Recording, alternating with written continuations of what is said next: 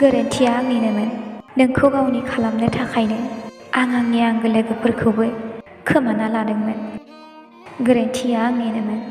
सान हर खालि नोंनिल' बाथ्रा सानबाय थादोंमोन। नंगौ, गोरोन्थिया आंनिनोमोन।